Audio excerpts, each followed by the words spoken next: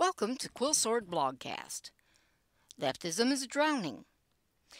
Political terminology is definition flexible. Translation stupid terms rarely mean the same thing to everyone. Everyone assumes lawyers get poli-sci degrees as a stepping stone to law school. I suspect that having to constantly define every common term is just too annoying even for them. Being a good little poli-sci geek, though, I will now define my terms. Leftism, for the purposes of this discussion, is defined as positions on the economic scale that hold to socialism through communism and that politically seek to restructure society fundamentally in line with liberal and/or Marxist ideals. Basically, socialism and liberalism through communism and Marxism. Clear as mud? Good. The problem with defining ideologies is that they are moving targets. And no, it's not a great definition, but it'll get us into the ballpark, which is about as close as anyone wants to get to this mess anyway. Now that we sort of know what leftist is, why do I say leftism is drowning? Well, in decline just doesn't do justice to the wild, desperate flailing around that we're seeing in virtually every aspect of leftism on the planet. Russia never fully lost its socialist bent and has now gone hardcore fascist of late.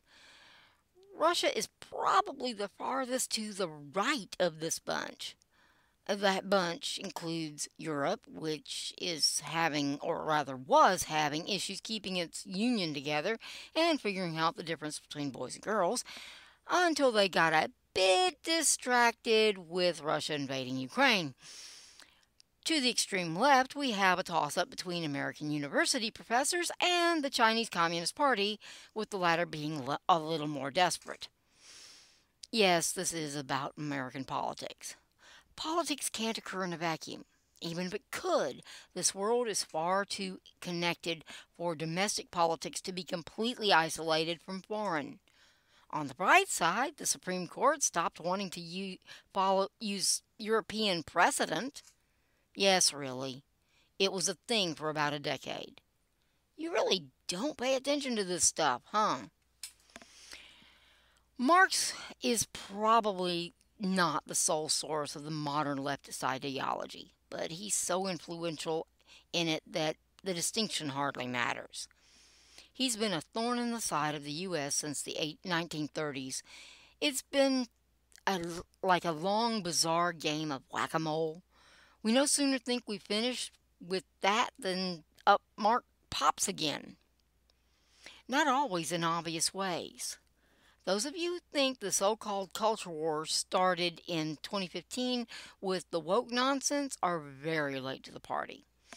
No, it didn't start in the 1980s with focus on the family, although the term originates there if memory serves. No, it started much earlier. The first time it starts making significant inroads in American politics was probably the 1930s, the early part. It is no coincidence that this is the eugenics and birth control era. They have the same origin. The basic ideology of leftism is that government is a better arbiter of truth, ideology, and what's best for people. Power should be concentrated for the betterment of all. Whether that power is economic or political is of little significance. The point is that the government knows best. After 100 years of unbroken failures, you'd think leftists would get a clue. Evidently, discarding your brain cells is a prerequisite to be a leftist. No matter how obvious it is that socialism hasn't worked anywhere, they just say it hasn't really been tried. Russia and China really need a copy of that memo. Plenty of countries have flirted with this particular fire, the U.S. included. It's a beautiful dance of flames, and they burn pretty danged hot. Sounds so innocent. We're just creating equality. Oh, equity is the new target. We want a fair world.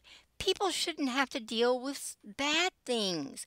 Everyone should have their needs met. The government should fix all the problems. Life would just be peachy if you just climb back into the matrix. Of course, starting with nothing but subjective terms, it's not long until everyone turns out to not be all the human beings. Food and shelter are expensive. The old, the defective, and the undesirables shouldn't be a burden to the healthy and strong. We can just humanely take them out back and shoot them. Oh, right, it's 2023. We use lethal injections now instead. Yay, progress! Too many people on the planet to sustain. We have to keep all these idiots from having babies. Otherwise, we elites won't have enough stuff. And that's the problem. Leftists never define themselves as the undesirables. That's always everyone else, or at least everyone no one likes. You can see why they are so anti-free speech. It's hard to remake the world in such hypocritical ways when other people get to point out the obvious stupidity. It's been a long, exhausting ride. Defending truth, justice, and the American way is tough. Dang, no wonder Superman is so beyond the pale overpowered. For this job, he barely has enough power. Gotta admit, it would have been a lot easier if God had equipped us all with heat vision. But, given human nature, we're probably better off doing this the old-fashioned way.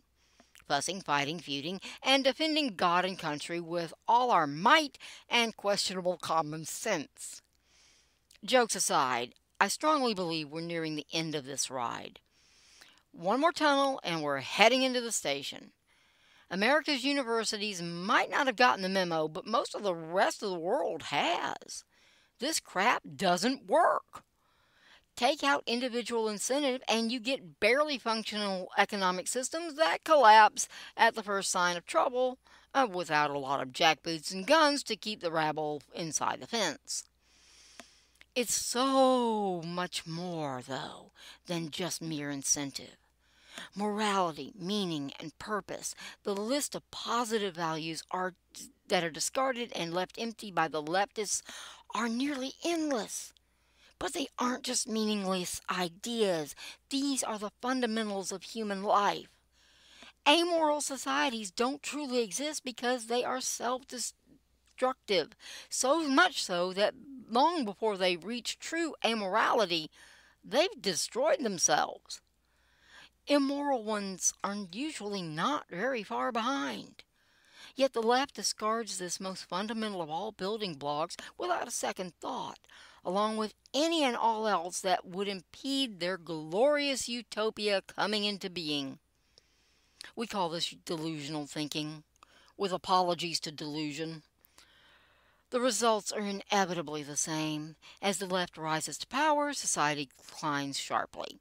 It's a feature, not a bug. Thing is, Internet Explorer has a bigger following these days. The party is over. And the leftists are seeing the handwriting on the wall. Around the world, we're seeing significant growth in strong conservatism. Again, conservative is a spectrum, but we're seeing definite shifts to the right end of the spectrum of varying degrees all around the world. Brexit and the 2016 election of Donald Trump weren't shots across the bow. They were the door getting kicked in. The left did what it really was to be expected. They panicked. Helpful hint, when you're in a crisis, choose to panic later. Never panic while you're in trouble because you will only make it worse. From Russia to the panic-demic and all the way through the 2022 midterms, the left in America has been in full panic mode. They pulled out the keyboards in addition to all the stops. They made everything worse for themselves and everyone else. This time, people have really noticed. That fact alone probably spells doom for the Big Brother fan club. Not just in the U.S., where, despite some creative efforts, we still have political freedom, but even in totalitarian China. There's a reason China is acting like a scared bully because that's exactly what it is. In America, trust for the media is probably well below that of Congress, which hasn't been above 20% in the last 30 years or so. I say probably because the polling is so atrocious now that there's no point using it. Still, if CNN ratings are any indication, and they are, the media is in a death spiral. How you going to keep 'em down on the farm when they've seen Gay Paris? The curtain has been ripped down and we're all staring at the funny little man behind the wizard. If China, with all its technical prowess, can't keep people from the truth, the left in the U.S. stands no chance at all. Just like a drowning man will lash out at his rescuer, the left has lost all sense of propriety. They can't tell which bathroom to use, so it wasn't that much left to lose, but still, these idiots are going nuts. They are flailing around so desperately in an attempt to save their dystopia that they are destroying not only this latest attempt, but likely any future the movement might have had. No amount of media spin is going to protect them now. The jig is very much up. That's the good news. The bad news is the monster ain't dead yet. It's the final act, so you know it'll get back up for one final jump scare before finally keeling over for good. Predictable plot and obvious twist, but that dang thing packs a real punch. So no, it's not over. Final act is in progress, and there are so many jump scares in this thing that it's kind of hard to know just how close we are to the end. So it's our turn to stand up for what America stands for and to fight for truth, justice, and the American way. The hero has to win this one. Sure wish we could fly, though.